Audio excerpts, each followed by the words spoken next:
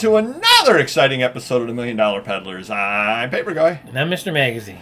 And Mr. Magazine actually had a good idea for a show. Well, it's about time. I was saying, mark this down in your calendars. It does not happen often. Finally pulled my weight. We were talking about this a little bit on the live show. Definitely do check them out, 7:30 p.m. Eastern every Wednesday. About a buy that Mr. Magazine had, and we're going to go a little more in depth in it here than we went on the live show, just because of the time constraints on the live show. So Mr. Magazine recently flew out and met mysterious benefactor over in Washington State. And why don't you go a little bit into the trip, not the entire trip, because we don't want to hear about the debauchery, but the other parts. So a gentleman reached out to me. I think he bought from me online some of the adult sites, and he's an older gentleman, and he's moving out of his house, and he's compiled 40,000+ adult movies, some magazines. Okay. And he said he spent hundreds of thousands of dollars, close to seven figures on this collection over the course of 35 years. All right, so let's say, and I know, were there VHS in there also or no? Some, but not a lot. Okay. Yeah. Well, no, because I'm trying to think, because I know when the VHS came out, they were $70, $80 Right. a piece early on. So Yeah. if he had bought those early, you could be Right. at that. Oh, But sure. But you figure, okay, 40,000 at $10 a piece, which is not an unreasonable price. Right. You're at 400 grand right off the bat, right from Jump Right, Street, right. and that's assuming you're buying them all now. And $10 with shipping is a reasonable price for them. Yeah. So he certainly spent north of $500,000. Oh, yeah. He said in the last 10 years he spent 100-something thousand on this DVD site we sell on, and he bought a bunch from me, whatever. And, he said a majority of them are sealed, and then there's some that aren't sealed, and then there's a small handful of bootlegs. Okay. So, what it sounds like, close to 40,000 DVDs, and his price was $100,000 firm. Okay, $2.50. Okay. So I'm like, well, I can A make little bit I on the can high make, side, yeah, but I you can can make, make some money, yeah. he said there's some rare ones in there Yeah. that he paid $20-$30. I go, oh, well, then it could be a good deal, Yeah. So let's take a trip out Yeah, there. right. He wanted me to come out there anyways because he had some at his other location and get an idea of like how big it was, logistics. what size of a truck I need, Yeah. and so forth. So Yep. went out there with Mysterious Benefactor and sat down with the guy, spoke with him, shot the breeze for a couple hours, got to know each other. Then we started looking at the stuff, and he said again, I think there's a couple hundred bootlegs. Right. He used to own a adult store, and he had a partner, and he said this partner at one point must have copied a bunch of them. Okay. So we went down there to spot check things, and he had a bunch of shelving units, and I'm counting, 50 on each shelf, 8 shelves, so you got 400 in this unit, 10 units, there's 4,000 here. Maybe a third of them seem to be sealed. So I'm taking notes, getting the quantity aspect. Right, yeah. Most of it's boxed, but he had one room that stuff was in drawers, and I started pulling out the open ones, and so was Mysterious Benefactor, and a lot of them seem to be bootleg. A high percentage of the ones that aren't sealed. So if you're talking about a third are sealed, and then 66% are not, what percentage of the not are bootleg? Well, it seemed to be very high, like over 50% we're finding out.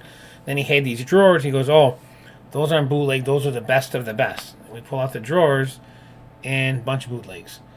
So we know right there something's not right, and then come to find out, we crunched the numbers, just estimating that the collection was 40,000, which it was with all the box ones and everything. 15,000 had to be bootleg. Ooh. A minute, it could even be more, but we're guessing over 10,000 to play it safe, 15,000 or more.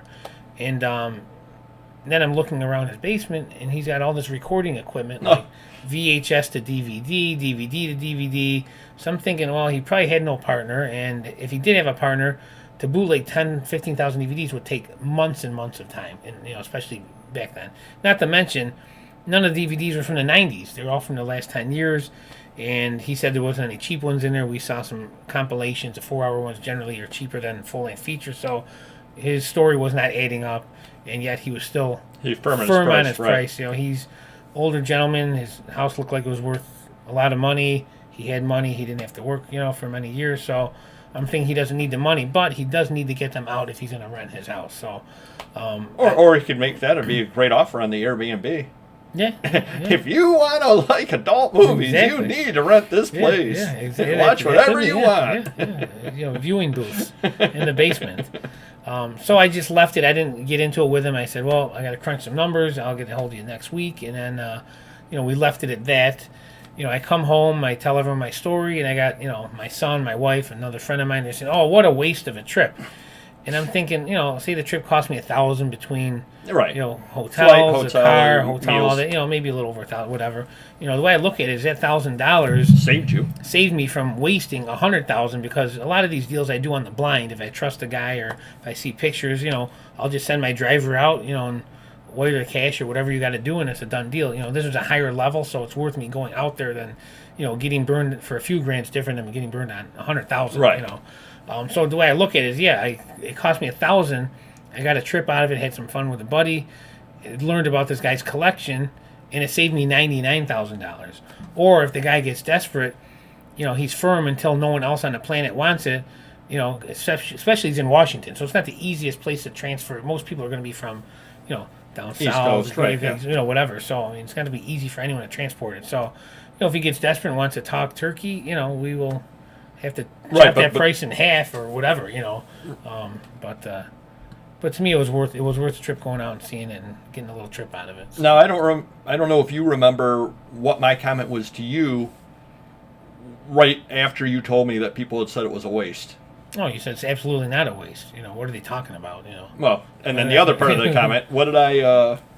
Basically, I said it's like the people that go to an auction, and because they drove 3 hours to the auction, feel like they have to buy something because I have 3 hours invested. Yeah. And then they go and they spend $500 on stuff they can sell for $550. Yeah. And completely waste their time having bought the stuff and break even at best after everything, just because I'm here, I gotta buy something or other. No, there are times where the deal just isn't to be. You cut your losses. That's just the way that it is. Yeah. Now you happen to be out in Washington. How long did you spend with the gentleman?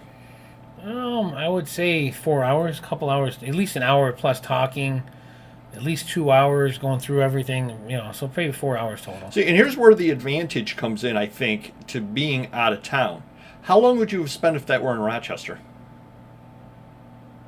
Oh, God. I don't know. Probably the same. Really. You think so? Yeah, okay. A collection of that level, I would still do the same count because it was scattered in his basement, some hallway, and then his garage, and you had to move stuff to get to him. So, it took some time. And, what I didn't do was we definitely counted all the boxes that were in the garage. There's 100. I think there was 300 and something boxes total. So once we boxed the unboxed, it would have been 400. So about 100 per box was the norm. But I didn't go through every box in the garage because at that point I knew the deal wasn't happening as it was. Right. So there could be even more bootlegs in there that I didn't even look at. So like, say he calls back and goes, "I want to do the deal again." Well, I already got an answer because he wanted 100,000 for 40,000, so $250 a piece.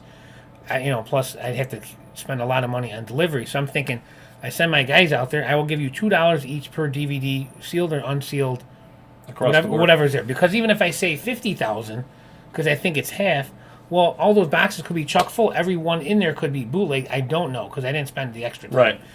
Which if I thought we were going to do the deal, and I probably would have spent another couple more hours looking through every single box, saying, okay, let's count 2 boxes out. This one has 100 in it.